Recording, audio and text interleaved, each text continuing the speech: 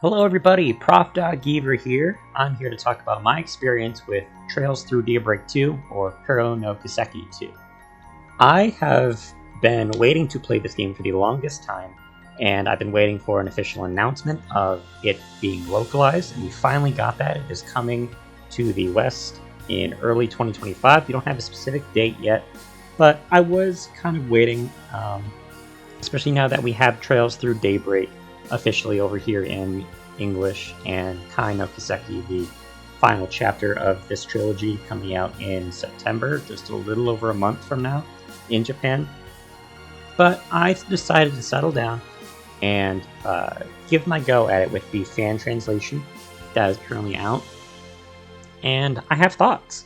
So first and foremost, I know that this is the currently newest game in the series, so spoilers are going to be present, but I'm going to only keep my thoughts on spoiler-related content to a specific timestamp. So everything before this time is when I'm just talking about general gameplay, music, etc. kind of things, and then I will specify when I'm talking about spoilers. So first and foremost, I want to say that I really liked this game. I know it is pretty infamous for certain aspects that I'll talk about in more detail, especially in the spoiler section. And a lot of people that I've seen have it as one of their least favorites in the series. I can understand certain aspects of this. I don't necessarily agree with it. I don't feel the same way. And so that's going to be the lens that I am going through with this. I like this game a lot. I think it's a really good sequel to Daybreak 1. So first with gameplay, I think the gameplay is really refined. All of the new things they added, such as having quick spells in your field battles so that you can use your arts out on the field. I think that's a really cool addition, even though I didn't do it as much, and that's just me. Like, I tend to not use arts as much in game as it stands. There's very few specific instances when I do, because I tend to use crafts more than arts. But I do like having an option. I do like having another aspect of this battle system to balance on top of everything else, and I think it is for the better. I will say I was kind of dumb. So I played this game. I'm playing this game while I'm playing the localized version of Daybreak 1. I've got full knowledge of the story of Daybreak 1 because I played the fan translated version from beginning to end. So I'm not spoiling myself. I know what happens. But it's so funny because the controls for Daybreak 2 are just so different in certain aspects, in the sense of because of some of these new features, like the quick arts, and now shard search has replaced the lock-on button, which kind of messed with me pretty bad early on. So I played, I want to say, a solid 70% of Daybreak 2 without having the lock-on, because I'm playing on Steam, obviously, with the fan translator patch. And I'm using the same controller that I use for my Switch, which is a 8-bit do. So I can pair it to my PC, or I can pair it to my Switch. So same controller, but the controls are different because there's more things to put on the controls. And for lock-on, instead of being clicking in the right stick for an enemy, it was instead the T key on my keyboard. And the solution to this was, in the game's launcher, there's a controls remap, which I honestly didn't see, because when a game launcher comes up, I'm not looking at every individual option. I'm making sure my graphics is good, I'm making sure my frame rate's good, and I'm making sure like my setting is on controller, and that's about it. So that's entirely on me. But having the lock-on be the T key, I was not going to be doing that, especially when I'm like gaming away from like my keyboard, like if I'm having it up on TV or whatever. So I played like 70% without the lock-on, and then when I did get the lock-on, it felt good. The one thing I do like is the speed up. The high speed mode is on the left stick click, which I think just makes sense, and that's like my preferred preferred button to use for that, or preferred click for that, outside of maybe like the Cold Steel games that have it on the like one of the triggers, because Daybreak 1's high speed function is so bizarrely placed that I didn't know it had the high speed function on Switch, because it's like your ZL and then the minus button together, and that is super unintuitive to me, and I wish I could remap that, but that's Daybreak 1. So having the high speed function on the left stick is very good. Not having lock-on for 70% of the gameplay confused me, but I adapted to it, and I got pretty good at it. So it's fine. Obviously, when this game comes to like consoles, that won't be a problem. When it comes to Steam, obviously, button remapping will be a thing. And it's because there was no button remapping available inside the game itself, and obviously that's because it has a launcher. Regardless, those aspects I got either used to or liked more than Daybreak 1. And some of the other new gameplay additions are the re-edition or addition of minigames. And I know certain gamers hate minigames in every sense of the word, and that's like a lot of complaints lauded toward Final Fantasy VII Rebirth are because of the amount of minigames. I'm a person who likes fun, and if a minigame is fun, or at least competently made, then it is a nice distraction or a nice thing you can do in addition. And I feel like all of the minigames were fun in Daybreak 2, because you have like a little hacking minigame for if you find certain locked chests. You play as Mare, the Hollow Core, and you're going into the system, and you're kind of doing these little mazes / puzzles that have button prompts you need to click in time. This was fine. I think they're cute. They're not difficult by any stretch of the imagination. Even the like level 3 ones that you get in like endgame are like, instead of, you just have to like think for like a split second before you have to move. Usually there's like a gimmick about the floor, about a certain pattern you have to move, or a trap you have to set. It's not crazy. It's a minigame. It's good. It's not like better than anything else in the game, I would say, but it was cool. Fishing is back. That's bad news for me, because I'm so lazy with fishing and trails. I appreciate it. I love the aspect it gives to characters. I love the fishing guilds. But if I'm not in a like Harvest Moon, Story of Seasons environment, fishing to me in trails is very mind-numbing. I'll do the minigame once to see how the minigame is, and I like the minigame itself, but it's like a minigame. It's just like a way to dress up button prompts, and I think the time in between like the loading and the like getting your results of the fish you got, it just ends up being too much for me to be worth it, when I know that if you get, and that's the thing too, is fishing in trails is usually like not worth it unless you're going for 100%.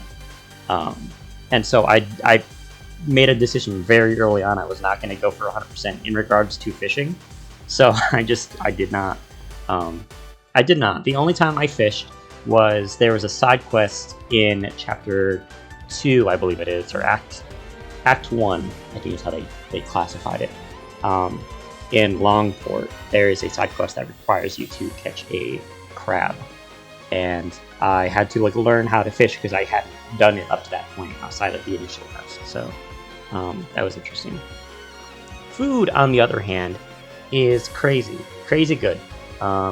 Recipes are also something that I barely touch in Trails, outside of like whatever's easiest, just because I'm focused on side quests, I'm focused on story, I'm focused on grinding, like levels and stuff like that. Those are the kinds of things that appeal to me in the game. But food and recipes are very important in Daybreak 2, and they're also important in Daybreak 1, and it took me until like chapter 3, near the end of chapter 3, to realize this. I don't know why I just didn't. It's just because I don't deal with the food mainly. But you have you have a gourmet level, and if you play Daybreak 1 and are familiar with this, it's the same system, but I learned about it in Daybreak 2, so I'm counting it for Daybreak 2, where the more food you get, the more points you get for this gourmet level, and as you level up this gourmet level, you get stat bonuses for all of your party. Every character in your party gets these stat bonuses, and so buying all the like odd and end recipes or types of food at stores is really helpful, because not only are they like actually healing items that are different than your normal like bombs and whatnot, but they now give you gourmet points. So because before I wouldn't care about them, because unless it was like the attack recipes, which had like unique aspects in battle, you could get the same effect for just a normal bomb you could buy at any store.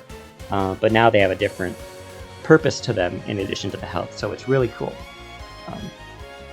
And then the last aspect I want to talk about, gameplay-wise, is the new Reverie Corridor-style dungeon experience called Marching Garden, which is German for like fairy tale garden, fairy tale world.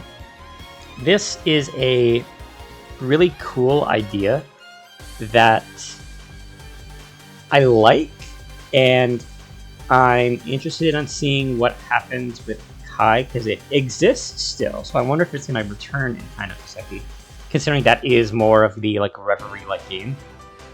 But essentially, Marching Garden is a mini roguelite experience inside the game that you can go to at nearly any point in the story. There are some portions of the story where it's blocked off, but nearly at any point in the story you can go and you can use any could form any party of the available characters you have at that point, and you can travel through this dungeon that is very much similar to the Reverie Corridor from Trails to Reverie.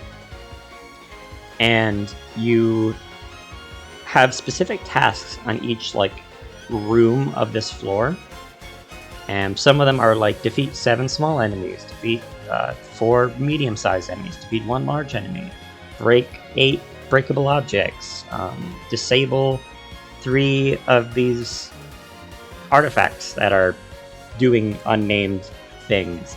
That's like about it. I think those are the only conditions really of them all. So like the variety isn't huge.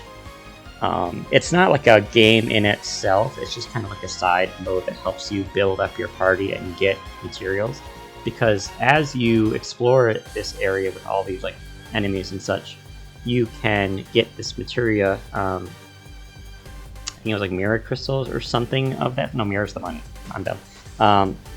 Some sort of gacha crystal. And the more of those you get, you can pull for the gacha, which is sort of similar to a... it's how the other Trails games do it, how Reverie does it. You get materials for how much you put in, and you can use these materials to get a bunch of different things. You can get training stones, which are used to upgrade characters' crafts. And if you upgrade each craft in a category, you get a full stat buff. Like the first buff, if you upgrade them all to the first like rank by doing like 6 levels or however many it is, you get an accuracy boost to that character as a wholesale thing. The next one is, I believe, you get like plus 1000 HP, and then I think there's like a strength buff at the last one. And you need more and more of these training stones to get them with the higher levels. So it's never going to be a point where you're going to unlock every character's everything unless you're hardcore grinding it even after the game is over. But I think it was a cute way to keep your characters growing stronger, and you can also trade in stones for characters you're not using to buy stones for characters you do use at a rate of 1 to 2. So like you would need to sell 2 stones to get 1 stone, which is a fair trade-off. You can also get things such as music tracks for the jukebox, which you can use to overwrite the music in Marching Garden. So the area theme you can change, the battle theme in the field you can change, the battle theme for command battles you can change. I kept them as the defaults for about 70% of the way through the game, and then I changed the field battle theme to getting over the barrier from Zero and Azure, the roaring version. and the command battle theme I changed to Silver Will remix they have, because I'm basic. But outside of that, I kept the defaults. You can also use this to buy or trade in your materials for different costumes. This includes like alternate outfits for characters that would be similar to like DLC in previous games. The game does have DLC, of course. Since I downloaded it, I've not paid for that, but obviously once the localized version comes out and I'm buying the game, I'll get to buying the DLC. And then in addition to that, there are extra floors after you beat the main game. There's 9 floors throughout the main story that unlock with progress, and then once you beat the main story, you unlock floors 10 through 16, and they also include more characters that you can play as in there. And then there's a final boss, and there's also like a final cutscene, which I'll talk more about in the spoiler section. So that's about it for gameplay-wise. I'll talk about kind of more of the formula design in the spoiler section because it kind of ties into the story. Music, I liked the soundtrack of this game. I do notice there is a lot of songs from Daybreak 1 in, and I can understand because the development was a bit shorter than a normal experience, I would say. It does overall feel a little bit like they were trying to get a game out, so using and reusing assets is fine because they're good songs. I'm just wondering what songs we may have missed out on if we did not get, like, if it took a little bit longer to come out, if it was given the choice for that. So not necessarily a negative, but more so just a positive that I won't be able to talk about. But the Daybreak songs that return are really good. The new songs I really like. I like the game style. The opening theme is really good, and I liked most of the battle themes. Some of the boss themes sounded strange in this way that the composition was fine, but it sounded like they were using like I'm not a music guy and full of knowledge, so I may say some wrong terminology, but I hope my idea comes across.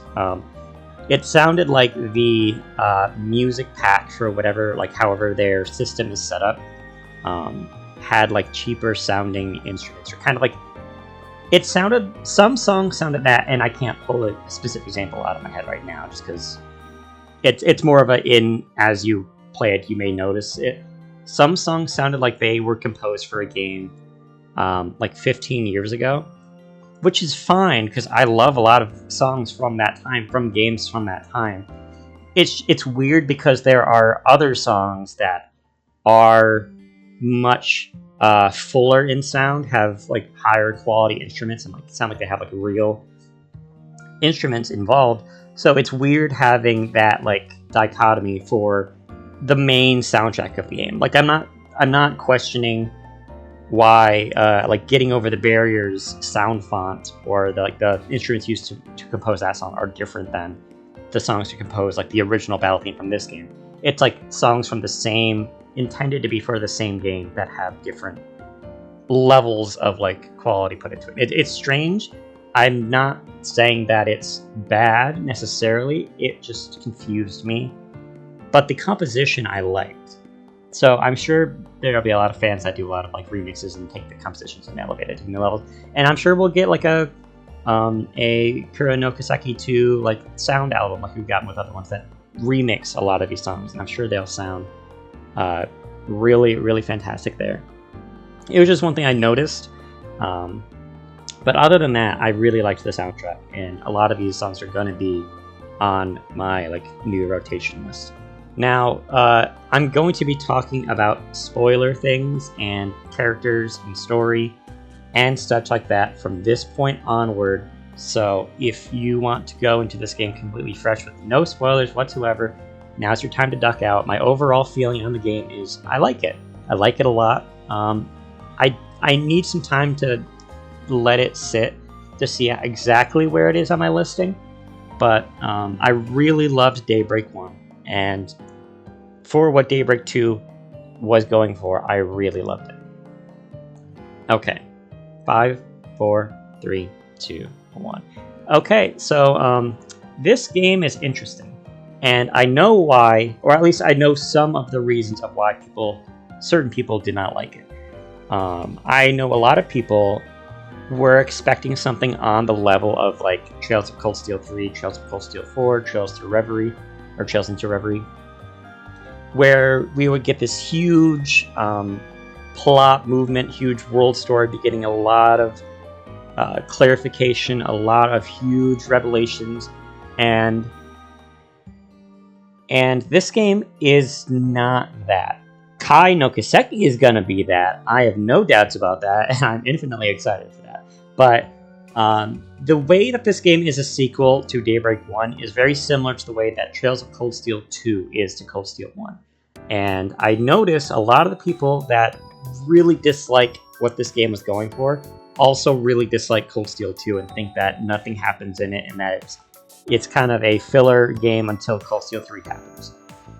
And that, I think, is a perfectly valid way to think about a game. People can feel whatever they feel about games for whatever reason they want to. But I noticed that is a trend. And so if you like Cold Steel 2, there is a large chance you will appreciate Daybreak 2 more than you may otherwise would have.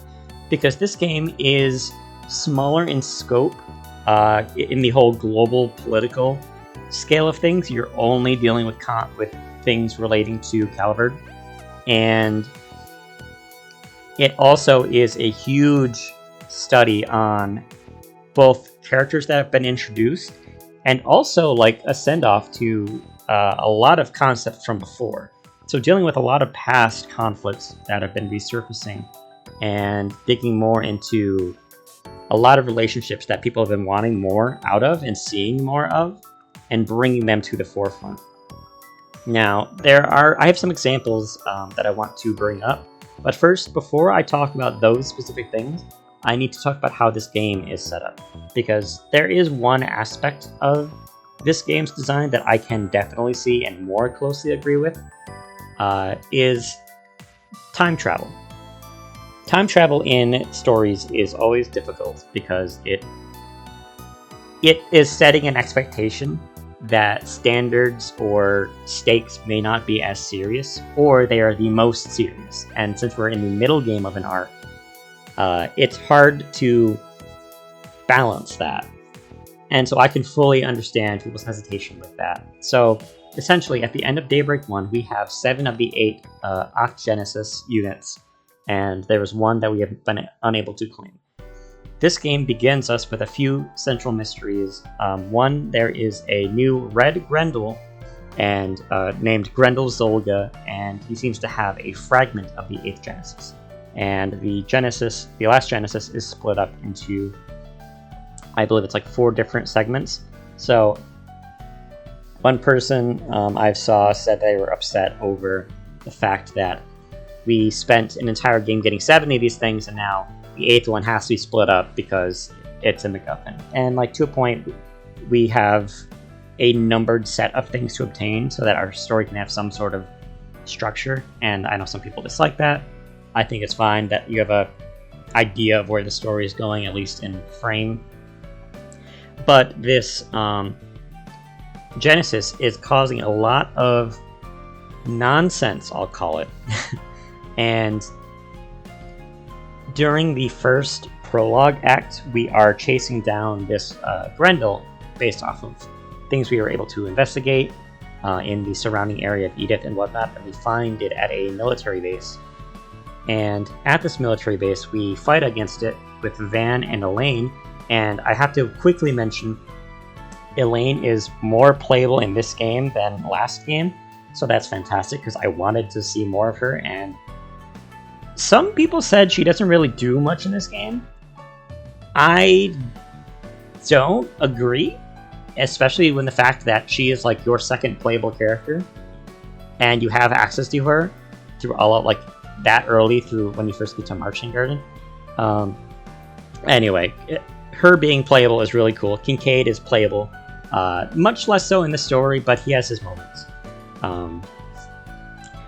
But you face off against Grendel Zolga with you, Elaine, and there's this really gruesome death scene for both of them. It's really cool, and I remember like getting out of my chair. I know it wasn't permanent because time travel. And that is the aspect of it. There's a lot of character death in this game. Like this game's death toll is very high, probably the highest. But everything is going to be undone by the end of the story. And a lot of people are upset by that because it cheapens the deaths of it. And I would disagree because of a few reasons. One, if you're looking for a series that kills characters and kills beloved characters all the time, you're in the wrong series. Trails characters barely ever die. Obviously, the ones that have are very notable, such as your Luve and your Osborne and these sorts of folks. So,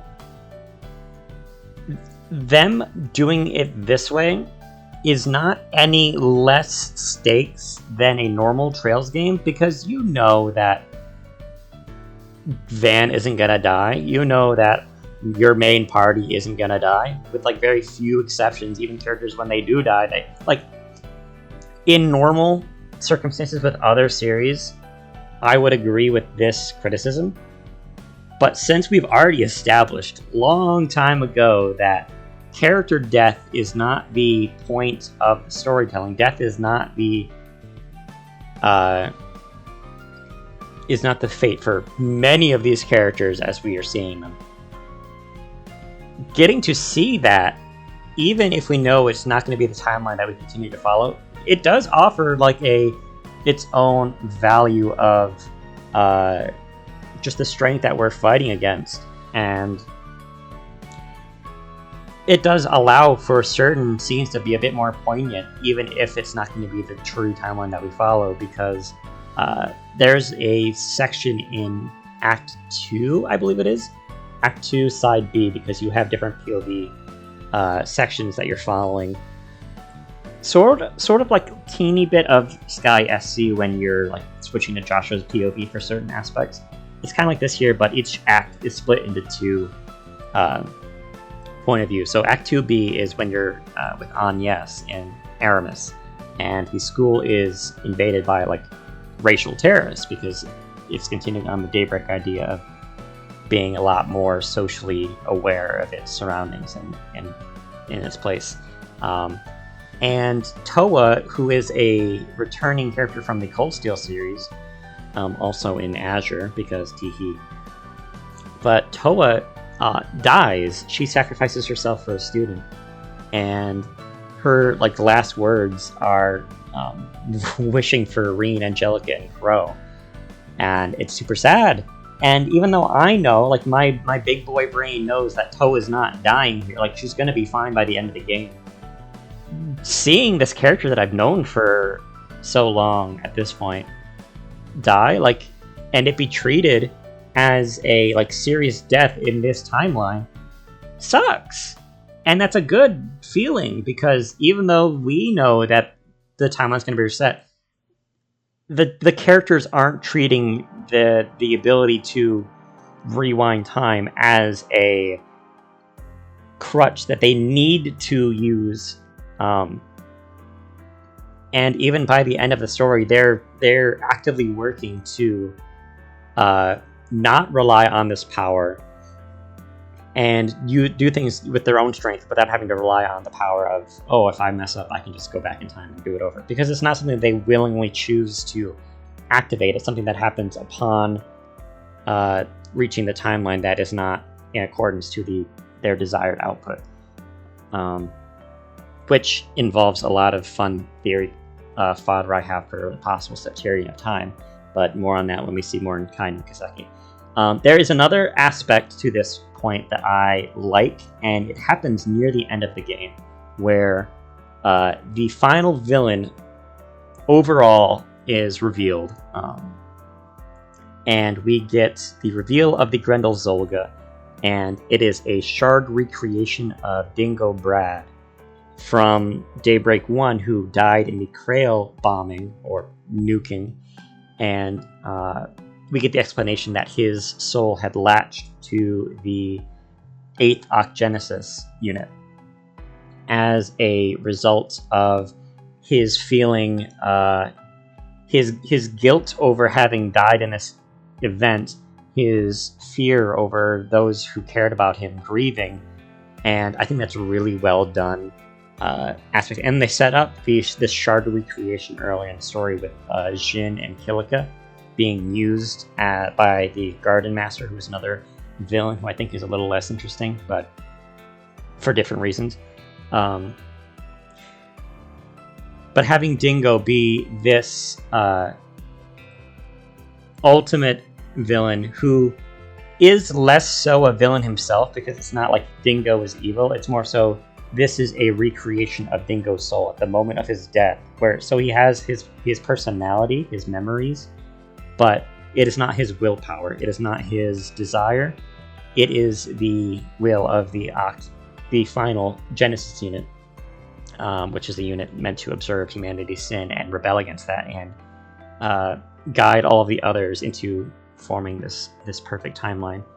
And they do this really cool thing where they mention that the Genesis units, as they are observing all of these different timelines, when we get to a timeline that is unfavorable and we skip to a new one, it's not destroying or invalidating or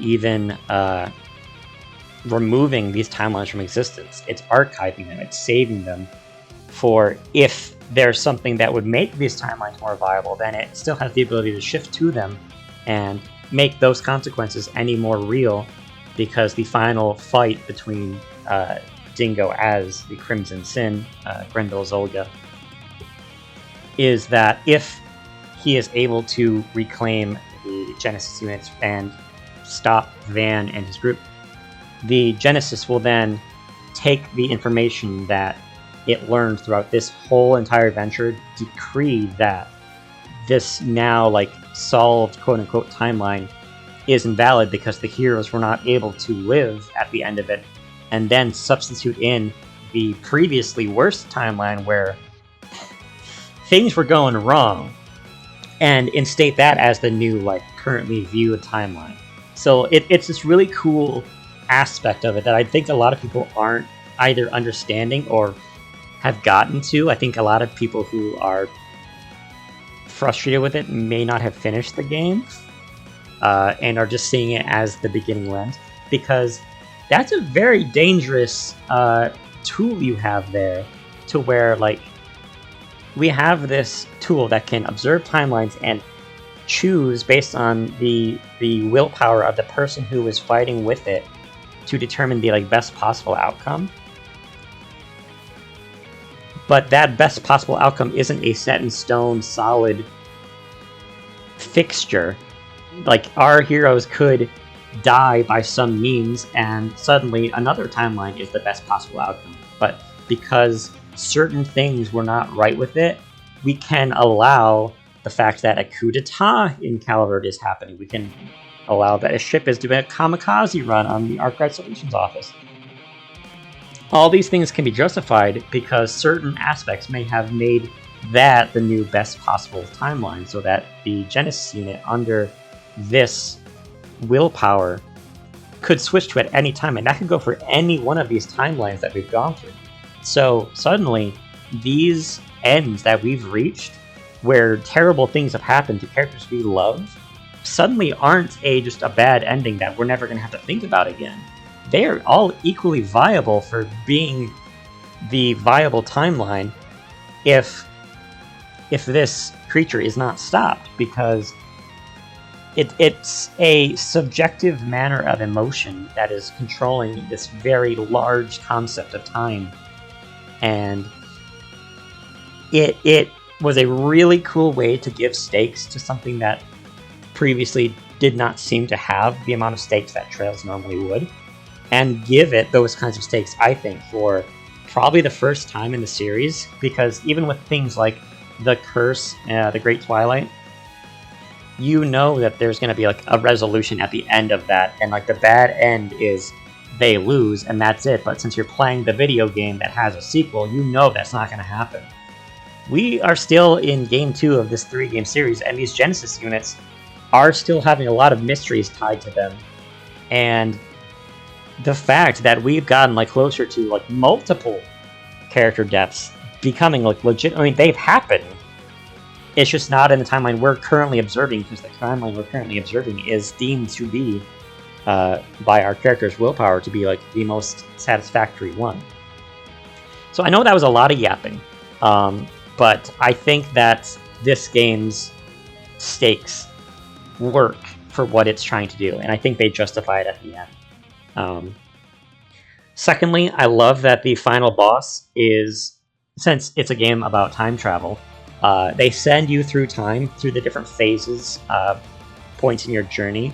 Like once you get the first section done, you travel back to the point where you first face him, with just Van and Elaine.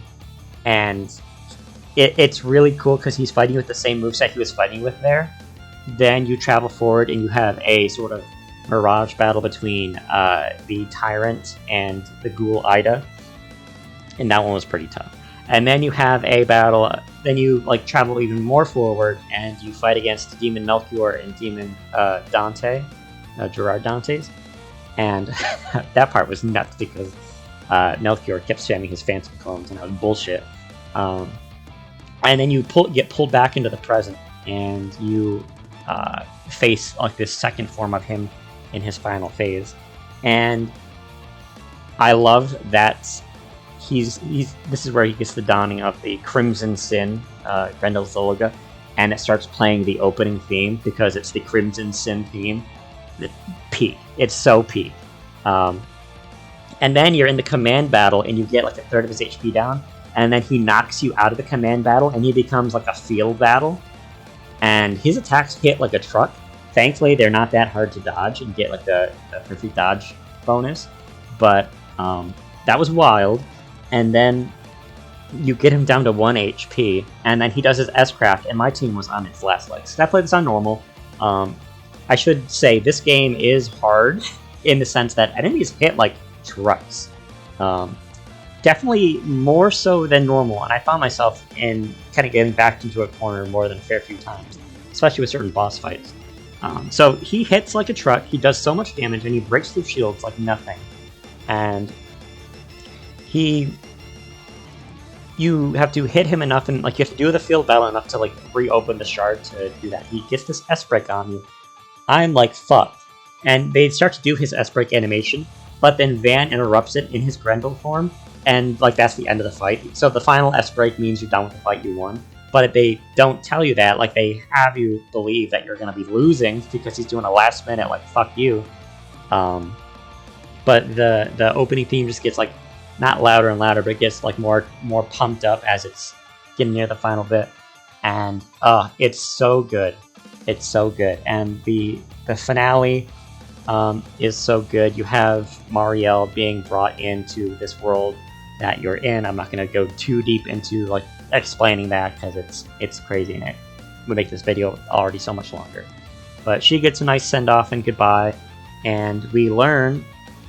Also, I didn't mention Swin and Nadia at all because, oops, Swin and Nadia from Reverie are here, and they are a big part of the story. And a lot of the story also is you getting back Lapis, and that is because the hollow core that is with the Grendel Zolga, the red mare, Crimson Altera, as it's called, is actually a repurposed form of Elysium's code from Reverie. So it is like Lapis, but different. But her source code is there, and so she's eventually rescued at the end of the game and given her memories back. And so you have Swin, you have Nadia, and you have Lapis. When people are like, well, where's Rufus?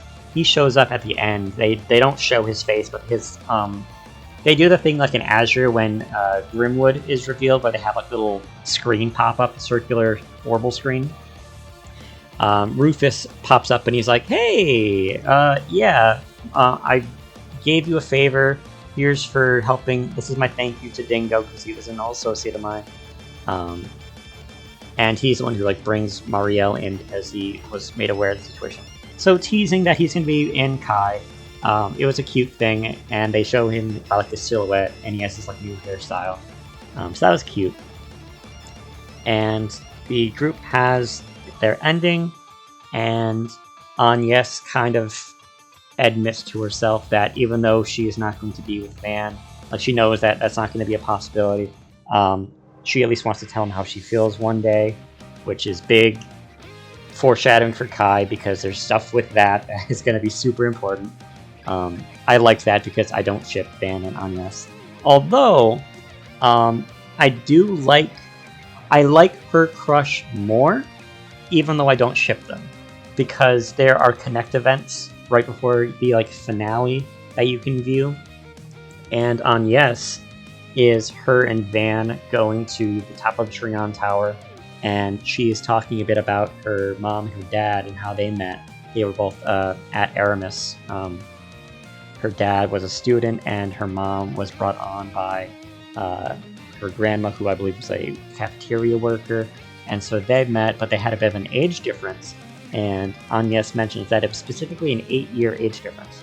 And that even though they were hesitant about it at first and had concerns about what people would think about it, it ended up working out, and they had like an extremely loving relationship that would probably never have happened if they let those thoughts get to them.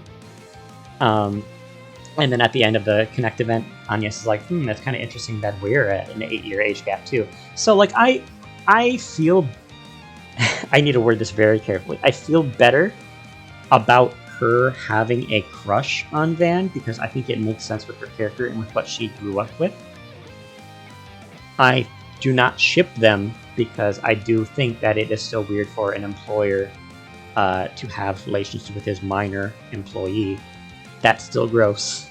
But I like her crush more, especially at the end of the story when she comes to terms with the reality of it not happening or being the most likely case. But accepting that she at least wants to let him know how much he means to her. So I think that's the best way that could have gone. And I'm happy to see that be absolutely tearing to shreds in the finale of Kai. The other Connect event I want to mention is Ren's Connect event, because it's super sweet, because you have a collaboration of so many characters that are all off screen, but they get mentioned. You have Joshua, Estelle, Walter, Lucrezia, who from Ouroboros, George Rosenberg. They all pitch in with Van's help to give her a Pater Mater holocore, and she gets emotional. It's really sweet.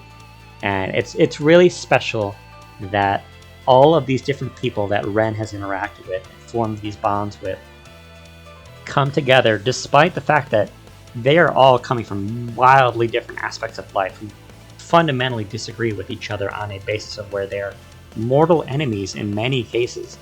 But they all view Ren as such a positive force in their life that they will put aside those differences to collaborate and work together to establish and right this wrong of Pater Mater being gone.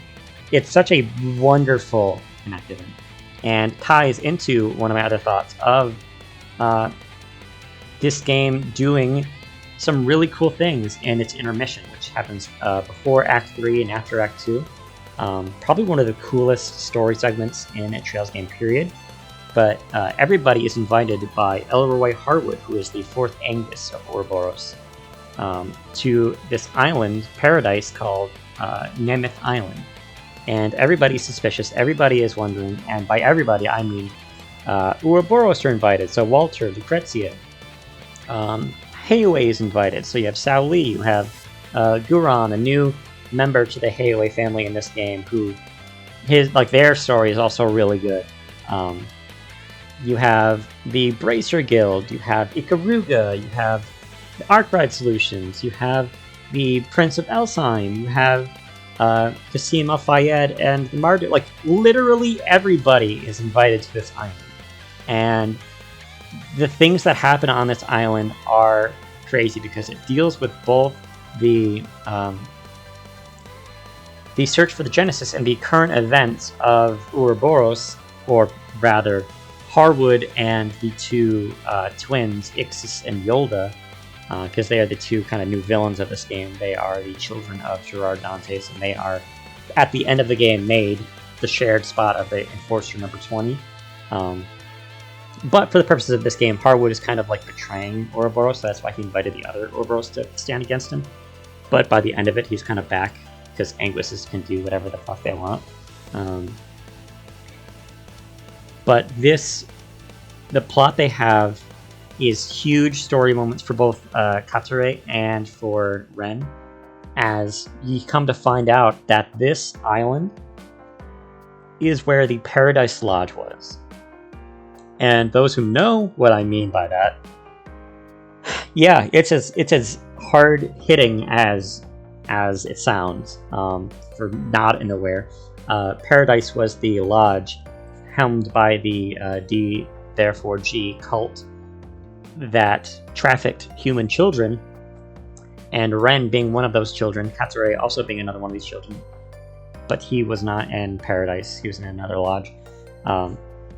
But seeing the specific lodge that Ren was holed up in, and for the things that she was forced to do, and to see her not only like come to terms with these events like finally and fully, but also you have like a boss fight against her while one of the personalities that was with her like resurfaces, because other things are happening regarding the Ocgenesis, which is influencing people's perceptions of events to make them an enemy. And everything about that section is peak. It is so good, probably one of my favorite parts of this whole series. It was so well done, and everything just back to back to back to back to back hit so hard. The last thing I want to talk about, because I'm going in order of like most exciting to like dwindling down, the biggest complaint I see outside of the time travel, outside of the there not being that much like world story being uncovered, is Act 3 and the pacing of Act 3. I feel this one the most. Act 3 is a pretty big pace breaker, because once you see the first aspect of Act 3, which is fighting a group of people that you know, who are gaslit essentially by the Genesis unit to believe that Van is a villain, and so you're doing a fight against him to reclaim the different parts of the Genesis that were stolen from you at the end of the last act. And then you do that 6 more times to get the other Genesis units. I was interested because even though the long form of it was set, the individual pacing was pretty fast. Like each event happened pretty much back to back to back to back to back, so you were able to get through it relatively fast. And it did allow for like a lot of cool fights they could use as trailer bait, like the one for Leon and Van fighting against Celis that they play in the opening trailer. It's from that section. But there's a few times where a character could break out of their trance but chose not to because they thought it was just the best way to go about it, which isn't the greatest. But at the end of it, the only part of it that I got like specifically tired at was the very end of it, and this is only because I was trying to like find a point to save and go to sleep and stop playing. But there is a segment where you're doing, I think I counted up, it was like 11 or 12 separate battles, separated by cutscenes, separated by story, separated by whatever. 11 or 12 before you get any chance to like save or do anything or like walk around or do anything. And I was a little annoyed at that because I was just spamming my S-crafts at that point. I'm like, I just want to end these battles fast. I want to go to bed. And since I'm playing on my computer, I don't like to have that on for extended periods of time. So that part, I wish they added like a few more checkpoints in between. But outside of that, then we get to the Guarded Master, who was both neat in the fact that it is a follow-up to a long foreshadowed story. 3 and 9, the novel from Trails of Cold Steel, is important And if you didn't think so by Reverie, it definitely is so now, because the body of the Garden Master is a clone of Ace, Rain, Nadia's older brother and Swin's former partner, who up to this point had not had a game appearance. And I believe he may have been mentioned in like some side conversations, but he wasn't ever like fully brought on outside of like some manga. So it's really cool seeing Ace have like a proper design, but also the mind is not of Ace. Like like the character who is inhabiting this clone body is not Ace. He just uses Ace's memories to like falsify an identity. But the character is actually Auguste Alden, who was a historical figure in Calibur's history. He is the man who betrayed Sheena Dirt back then, and I was very interested in this because we've been obviously hinted at this history as being super important for the longest period of time, so much to the point that we have been getting like a lot of clues toward it. And I felt like there was going to be more with him. Like, he talks about in his like final battle how he wishes he could have like made a new stand for himself and like rewrite history. And we get some flashback shots, but we don't get anything really more from him. And if he was just the big villain at the end of it, I would have been kind of disappointed, because once he's done, he's just kind of done and that's it. He is tied to the D, therefore J cult, because like his consciousness was like preserved by them. So it's just a continuing thread of the cult's dead, but they still have remnants of shenanigans going on. But the most interesting thing about him was that he had Ace's design. So when it's revealed like Ace isn't really there outside of when he's finally laid to rest and they get like a short goodbye with him. Yeah, that part is probably not, but having Dingo be like the ultimate final force that you have to face off against, I'm more fine with August being not that exciting. Oh, and one cute last thing. Throughout the story, you get a character who's warning you of stuff, and they call themselves C. Being the third C at this point, the ultimate reveal of it being Dingo is because they chose that name C, not because of alluding to Crow or to Rufus, but instead because it is the centerpiece of the character's identity, which C as a letter in the alphabet is the direct letter and center of D&D, or for B&D, Dingo Brad. So that was cute. That was a cute little like twist at the end of it for why C was used. Definitely more thought out than Rufus, but anyway, that's about it. Oh, I forgot the post credits after you beat the post game, the 10th through 16th floors of Marching Garden, and you fight the clone of the final boss from the first game. We get a little scene where Professor LaToya Hamilton is like revealed to be in on the events surrounding like Dingo coming back. She has his hat, and she's preparing for the next step. So what the fuck? I need to know more. Also, one person did point out, I did see on like a Reddit thread, that there was the period of time before we get the 8 Genesis units back, when they are drained, that LaToya Hamilton is the one who had them first. So, yeah, she's sketch, and I need to see what happens next to Makai. But that's about it. I didn't expect this to go on for an hour, but I guess I just had a lot to talk about with this game. I definitely recommend it. If you're on the fence and you've heard like bad things about it, give it a try. It's available now as a fan translation. It's got a lot of errors in it because it's based off of like a YouTube playthrough that translated it, and then a lot of it's machine translated for like NPCs and stuff. So you're gonna find grammar issues. You're fine with it. It works. You can understand the full story.